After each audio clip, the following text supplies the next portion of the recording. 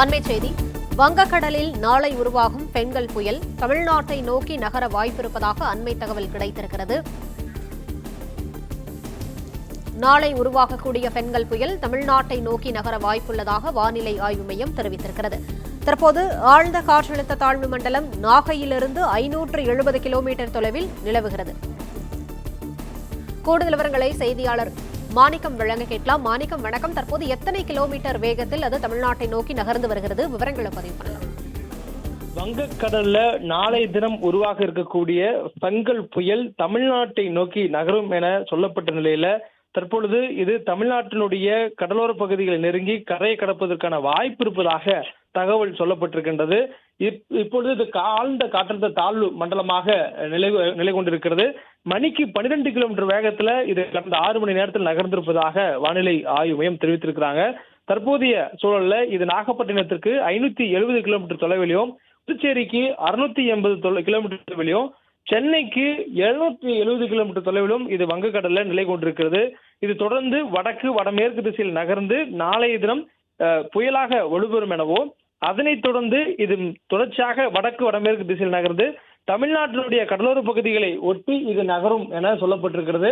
மேலும் இது தற்போதைய சூழல்ல கரையை கடப்பதற்கான வாய்ப்பு இல்லை என வானிலை ஆய்வு மையத்துடைய செய்தியாளர் சந்திப்புல தென்மண்டல தலைவர் பாலச்சந்திரன் தெரிவித்திருந்தாரு. இருந்தாலும் இது கரையை கடப்பதற்கான வாய்ப்புகளே இருப்பதற்கான சாத்தியக்கூறு இருப்பதனால தொடர்ந்து அதை கண்காணித்து வருவதாகவும், தற்போதைய சூழல்ல அது கரையை கடக்கிறது உறுதி செய்யப்படவில்லை என்பதையும் அவர் தெரிவித்திருந்தார். இந்த சூழல்ல இது தமிழ்நாட்டை நோக்கி நகரும் எனவும், குறிப்பாக இதனுடைய நகர்வு வடக்கு வடமேற்கு திசையில இருக்கும் என்பதனால தமிழ்நாட்டினுடைய வட கடலோர மாவட்டங்களை நெருங்கி ஒன்றாக இது ஒன்றோடு ஒன்று நகர்ந்து செல்லும் என்ற ஒரு தகவலையும் வானிலை ஆய்வு மையம் சொல்லியிருக்கிறாங்க. நாளை சரியாக இது நாளை மாலை வேளைக்குள்ளாக புயலாக வலுப்பெறக்கூடிய வாய்ப்பு இருக்கிறது என்பதை வானிலை ஆய்வு மையம் தற்போதைய இந்த அறிவிப்புல தெரிவிச்சிருக்கிறாங்க. தொடர்ந்து இதனுடைய நகர்வுக்கூடிய வேகம் என்பது மணிக்கு 12 கிலோமீட்டர் வேகம் என்ற அளவில் சீராக இருக்கிறது. இது தொடக்கத்துல காற்றழுத்த தாழ்வு மண்டலமாக வலுப்பெற்ற போது மணிக்கு 30 கிலோமீட்டர் வேகத்துல அதிகபட்சமாக நகர்ந்திருந்தது. அதற்கு பிறகாக மணிக்கு 18 கிலோமீட்டர் வேகத்துல நகர்ந்திருந்தது. தொடர்ந்து அதனுடைய வேகம் நேற்று இரவின் பொழுது மணிக்கு 8 கிலோமீட்டர் வேகத்துல நகர்ந்திருந்த சூழல்ல இன்று காலையிலிருந்து சீராக மணிக்கு 12 கிலோமீட்டர் வேகத்துல நகர்ந்து வரக்கூடியதாக வானிலை ஆய்வு குறிப்பிட்டிருக்கிறாங்க. அதன் அடிப்படையில் தற்பொழுது சென்னைக்கு தெற்கு தென்கிழக்கு திசையில 770 கிலோமீட்டர் வங்கக்கடல நிலை கொண்டிருக்கிறது.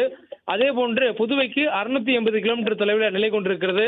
நாகப்பட்டினத்துக்கு 570 கிலோமீட்டர் தொலைவில் நிலை கொண்டிருக்கிறது. தமிழ்நாட்டுடைய நிலப்பரப்பிற்கும் இந்த புயலுக்கும் மிக குறுகிய தொலைவு என்பது நாகப்பட்டினத்திற்கும் அந்த புயலுக்குமான தொலைவு தான். அது 570 கிலோமீட்டர் இருப்பதாக வானிலை ஆய்வு மையம் குறிப்பிட்டிருக்கிறாங்க.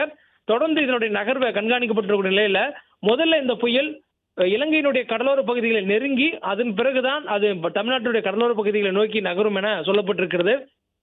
மேலும் இது இலங்கையை முழுவதுமாக கடந்து வரக்கூடிய நேரம் வரையிலும் தமிழ்நாட்டினுடைய தென் கடலோர மாவட்டங்கள் உள்ளிட்ட பகுதிகளுக்கு இதனுடைய மழையினுடைய வாய்ப்பு இருக்கும் எனவும், அது வடகடலோர மாவட்டங்களை நெருங்கக்கூடிய நேரங்களில், அதாவது இலங்கையை விட்டு தமிழ்நாட்டின் கடலோர பகுதியை நெருங்கக்கூடிய நேரங்களில் தமிழ்நாட்டின் வடகடலோர மாவட்டங்களுக்கு தான் அதிக அளவு மழைக்கான வாய்ப்பு இருப்பதாக வானிலை ஆய்வு மையம் குறிப்பிட்டிருக்காங்க.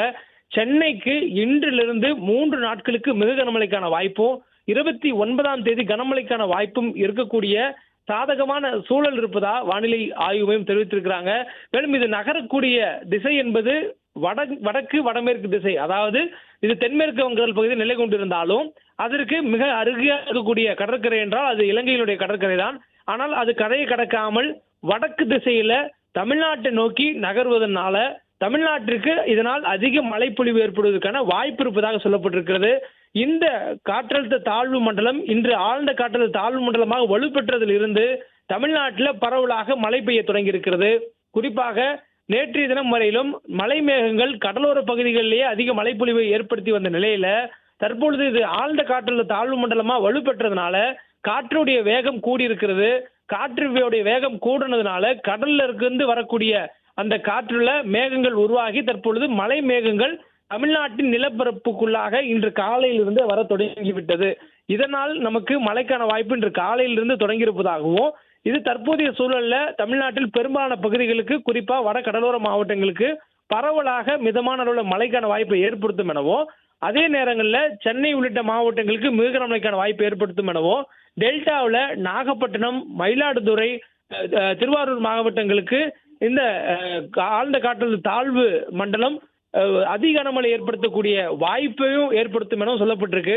தற்போது நாம் பார்க்கக்கூடிய இந்த காட்சியில இந்த பெங்கல் புயல் உருவாகக்கூடிய நேரத்துல நமக்கு அதனுடைய தொலைவு எவ்வளவு தூரத்தில் இருக்கும் என்பதை நம்ம அந்த படத்துல பார்த்து புரிஞ்சுக்க முடியுது.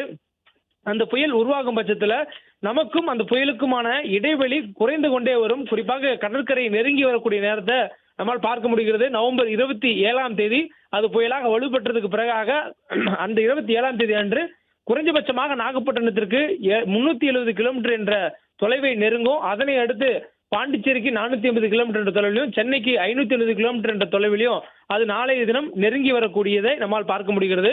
நாளை மறுநாள் நவம்பர் 28 அது மேலும் தமிழ்நாட்டினுடைய கடற்கரை பகுதிகளை நோக்கி நகர்ந்து காரணங்களால நமக்கான அந்த கடற்கரைக்கும் அந்த புயலுக்குமான இடைவெளி குறையும் எனவும் வானிலை ஆய்வு சொல்லியிருக்கிறாங்க. மேலும் அது நகர்ந்து வரக்கூடிய திசை என்பது வடக்கு திசையில் இருப்பதனால அது நம்ம கடலோர பகுதிகளை ஒட்டி நகர்ந்தாலும் கரையை கடப்பது இதுவரையிலும் உறுதி செய்யப்படாத ஒரு நிகழ்வாக இருக்கிறது. ஒருவேளை இது கரையை கடப்பதாக இருந்தால் தமிழ்நாட்டின் வடகடலோர மாவட்டங்களில் தான் கரையை கடப்பதற்கான வாய்ப்புகள் அதிகம் இருக்கின்றன.